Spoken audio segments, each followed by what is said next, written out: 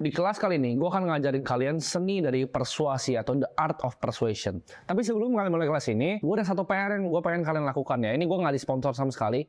Tapi gue pengen kalian untuk baca buku ini dulu ya. Sebelum ikut course ini, kalian bisa cari ya e-booknya dimanapun. Atau beli bukunya, terserah kalian. Kalian baca sampai habis. Kali ini menurut gue satu buku yang paling mengubah hidup gue. Ini bahkan bukunya yang kalian lihat ini bukunya baru nih, masih di cover. Buku gue ini hilang kemarin dan gue baru beli lagi. Dan ini gue mau baca terus. Gue baca ini mungkin udah 30-40 kali. Dan gue selalu dapetin hal baru. Jadi gue saranin dari kalian untuk semuanya baca buku ini. Oke, kita akan bahas persuasi ya secara garis besar. Seni dari persuasi adalah gini. Manusia dalam membeli sesuatu, misalnya gue beli buku ini atau kalian bahkan beli buku ini. Kalian itu dalam membeli suatu hal ya, bahkan beli buku ini atau beli gelas, beli hal yang lain, itu bergerak berdasarkan emosional ya, bukan logika. Sama dengan gue tadi suruh kalian beli buku ini. Kalian itu bergerak berdasarkan emosional. Oh, karena gue mau mengubah hidup gue percaya dengan Timothy, gue mau beli buku ini. Itu emosional. Tapi nggak, sebenarnya itu beneran ya. Gue beneran suruh kalian beli. Tapi gue akan kasih contoh di kalian. Jadi ini kayak inception gitu ya. Tapi maksudnya kenapa kalian bahkan mau beli? Kalian consider bahkan udah ada yang pause untuk cari gitu bukunya. Ini by Dale Carnegie by the way. Ini juga direkomendasikan sama Warren Buffett. Karena itu, karena kalian mau beli ini berdasarkan emosi, bukan logika kalian. Cepat-cepat bahkan pengen belinya. Logika itu kalau gue gambarin itu yang merasionalisasi semua. Sedangkan emosi itu alam bawah sadar kita. Kita ngerasa emosinya, oh pengen beli buku yang Timothy saranin, kita ambil action. Di balik semua aksi ada emosi. Ya gue ulangin lagi sekali lagi. Di balik semua aksi itu adalah emosi. Percuma kita mau bikin desain terbaik, mobil terhebat, mobil bisa terbang, kayak apapun itu produknya. Kalau nggak ada emosi dalam faktor pembeliannya, seperti Tesla, oh gue pengen beli masa depan, oh gue pengen go green dan lain-lain. Oh gue liat Elon Musk seperti ini, gue pengen sumbang uang ke dia, ataupun faktor emosional lainnya. Itu pasti ada. Nggak mungkin purely because Tesla is the best product. Kita semua tahu itu bahkan bukan produk yang terbaik, tapi kita lihat visinya, kita lihat misinya sebagai Tesla. Sama seperti Rolex.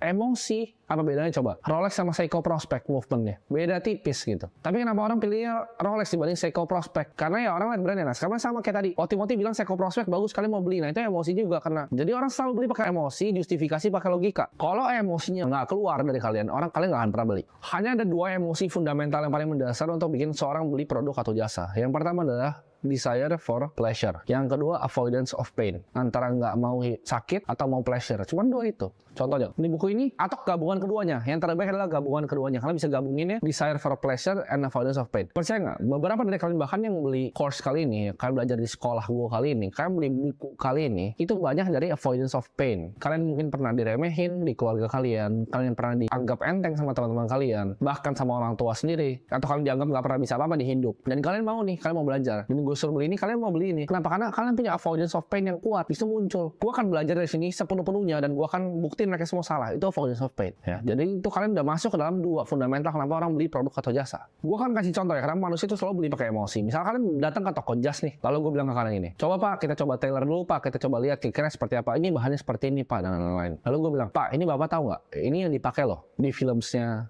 James Bond. Waktu itu juga pakai jam Omega, waktu itu jasnya pakai jas ini. Jam bapak kan jam Omega tuh pak, kurang pas pak. Kalau misalnya kurang jaket yang stylenya mirip sama James Bond. Di situ kan bakal mikir apa kan pas pakai ini kayak spy nih gue, kayak international spy gue kayak James Bond juga. Padahal muka juga pas-pasan itu. Mereka ngerasa oh ini jadi pede nih pakai jas ini nih. Jamnya sama lagi yang Bond Watch sama, dia bilang bener sama Omega nih. Gue James Bond bukan. Nah kalian beli lah, misalnya harganya mahal 100 juta gitu, jasnya 50 juta. Begitu kan bilang, gila cuy, gue baru beli jas 50 juta. Ah tapi gue James Bond. Itu emosi. Ah tapi gue keren lah pakai ini. Itu emosi. Kalau kalian perhatiin barang-barang di rumah kalian ya, ini banyak barang-barang yang sebenarnya kalian nggak perlu ya kan, tapi kalian belinya pakai emosi waktu itu. Logika kalian justifikasi logika itu kalian tutup balik pakai emosi tadi di awal, akhirnya nggak dipakai barangnya ya. Gue bisa lihat nih di sekitaran rumah gue aja banyak barang-barang yang sebenarnya gue udah nggak pakai gitu. Gue banyak jam-jam tangan lama yang bahkan gue taruh di rumah bapak gue, yang dulu gue belinya pakai emosi, keren ya kayak ini ya, tapi akhirnya kagak pernah gue pakai. Gue nggak pernah pakai sekalipun jamnya, bahkan ada satu jam gue masih baru. Gue udah pernah beli Panerai waktu itu masih baru, gue kagak pernah pakai sampai sekarang karena gue belinya pakai emosi. Gue pikir gue pengen koleksi banyak jam aja waktu itu. Terus begitu gue logikain Panerai sampah juga tuh gitu. Akhirnya gue nggak pakai Panerai, bahkan nggak pernah keluar dari boxnya sampai detik ini. Ya itu contoh dengan beli dengan emosi dan justifikasi dengan logika. Manusia itu banyak bias psikologi ya. Banyak bias-bias yang sebenarnya bisa dieksploitasi, tapi saran gue jangan. Kalau kalian tahu ini, kalian pakailah untuk kalian bermanfaat ya. Karena kalau kalian gabungin ini ilmu yang gue ada di dalam sini, terus kalian pakai untuk sesuatu yang jahat, untuk jual sesuatu yang jahat, untuk menipu orang, itu bisa banget. Tapi jangan ya. Jadi dalam sales kita harus punya boundary ethics-nya. Ini gue nggak bertanggung jawab ya, gue cuma ngajarin kalian ilmunya. Gue gak bertanggung jawab kalau kalian pakai hal ini untuk hal yang menguntungkan kalian sendiri, untuk hal yang jahat, ilegal, kriminal, dan lainnya. Nah, kita harus tahu ya, cara kita mikir adalah kita cari shortcut. Kenapa ada namanya emotional bias? Ini gue pelajarin dalam, karena kita ada namanya shortcut. Kita mau cari jalan pintasnya. Kita kira manusia itu akan analisa semuanya. Contohnya, kita beli jas tadi, kita kira nih manusia akan kira, oh toko sebelah berapa harganya, toko sebelah berapa harganya, apakah benar ini bahkan James Bond? Apakah benar ini style James Bond atau cuma sekedar mirip dikit doang? Tapi enggak. Kita sebagai manusia kita pikir emosional langsung buntu, langsung ke shortcut. Ini adalah 3 ya yang paling fundamental dalam manusia itu bisa dialter psikologinya untuk persuasi. Namanya the art of persuasion, seni persuasi orang. Yang pertama reciprocity, yang kedua itu adalah scarcity, dan yang terakhir atau ketiga adalah authority. Jadi kalian gabung 3 ini secara mantap, oh ada itu kalian bisa ngapain aja lah untuk manusia.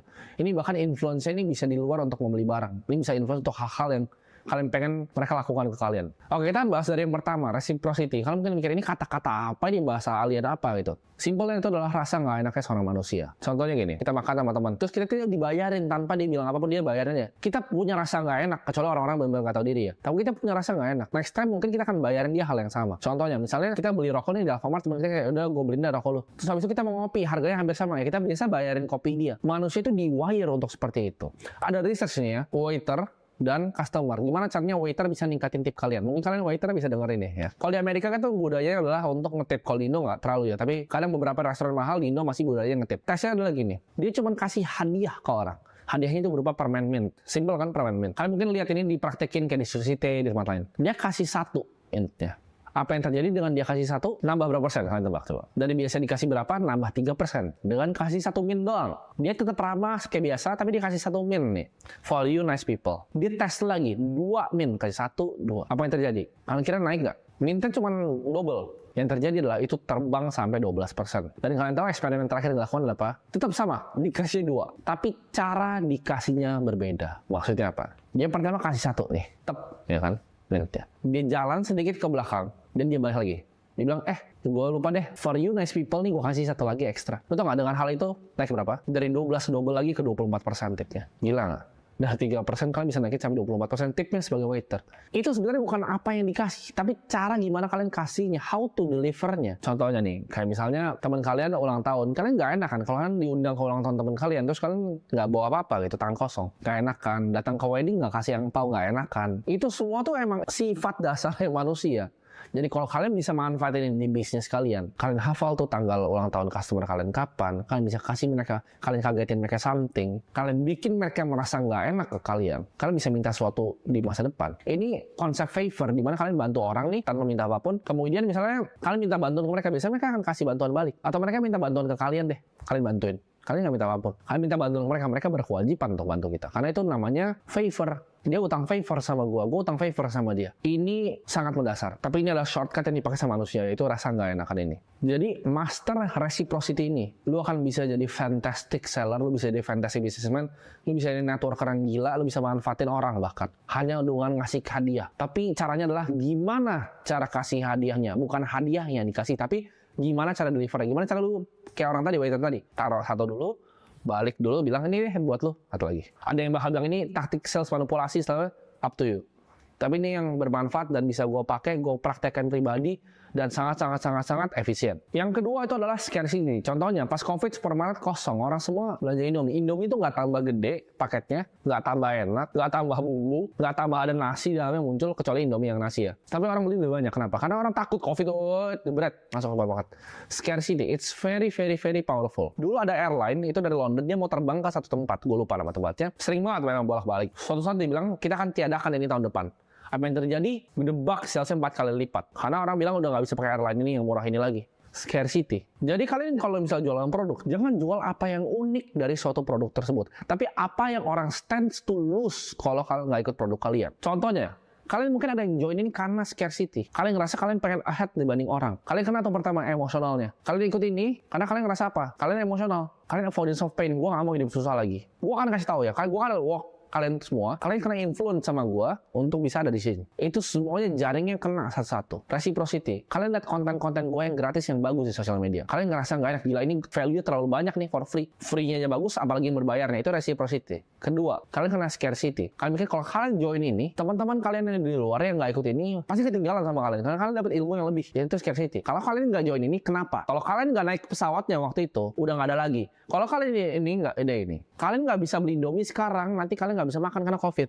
Scarcity. Yang ketiga adalah authority, di mana orang follow orang yang kredibel, orang yang knowledgeable, orang yang expert di bidangnya. Makanya kalau kalian lihat orang fitness yang tempelin dia punya sertifikat sport science atau apa, orang lebih sering dengerin, lebih gampang dengerin orang yang punya banyak sertifikat dibanding orang yang nggak punya. Karena expertise-nya itu bikin orang ngerasa gue bisa dengerin lo. Orang yang pakai seragam rapi, pakai jas rapi, itu orang lebih sering dengerin dibanding orang yang cuma pakai kaos kutang. Bahkan waktu itu lu sebenarnya dengerin gue pakai kaos kutang gitu. Tapi intinya adalah orang lihat authority, orang lihat orang yang bisa dipercaya, orang yang dilihat sebagai expert. Nah, cara untuk kalian bisa dilihat sebagai expert ini cara yang banyak dipakai sama orang-orang asuransi, namanya edifikasi kalau kalian tahu. Jadi kalian punya teman, dia akan ngomong ke temannya, oh ini orang expert. Pakai orang lain untuk ngomong kalian expert. Kalau kalian belum jadi expert, itu caranya. Kalian gandeng mentor yang lebih tinggi dibanding kalian, suruh mentor itu ngomong gue adalah expert ya. Itu adalah cara cepat untuk bisa bypassnya. Begitu kalian diangkat di edifikasi, kalian lah seorang expertnya. Kayak misal gue bilang guru yang ngajar di tempat gue tuh udah sekian pengalaman dan lain-lain, dia akan jadi expertnya. Guru yang ngajar gue di gue, profesor yang ada jadi gue, itu loh edifikasi untuk angkat langsung jadi expertnya, karena otoritinya adalah gue dan gue angkat orang lain untuk jadi otoriti kedua. Jadi kalian bisa gabungin nih yang tadi gue bilang, orang beli kenapa? Orang beli itu cuma dua, desire, dia pengen sesuatu ya, pengen mabuk ke klub. Kedua, avoidance of pain, dia nggak mau sakit, entah sakit beneran dia ke dokter, entah dia rasanya susah hidupnya mau cari solusinya. Dan tadi kalian gabungin rasa nggak enaknya manusia, scarcity, FOMO-nya manusia, FOMO dari dasarnya manusia, dan yang terakhir kalian establish sebagai authority. Tapi ini paling gampang balik lagi, karena ini semua satu sekolah ini nyambung jadi satu. Gue ngapain materi kepisah, gue pengen semuanya gabung. Gimana kalian bisa ngerti gimana caranya create content, create personal branding, create authority around kalian. Jadi itu level tertinggi dari sales. Ada kalian punya personal branding, dengan itu kalian bisa jual semuanya. Kalian jadi authority-nya di sana. Nah, kalian gabungin itu, that's the art of selling. Dan itu gimana caranya kalian bisa persuasi orang untuk beli apapun, kapanpun, dan dimanapun.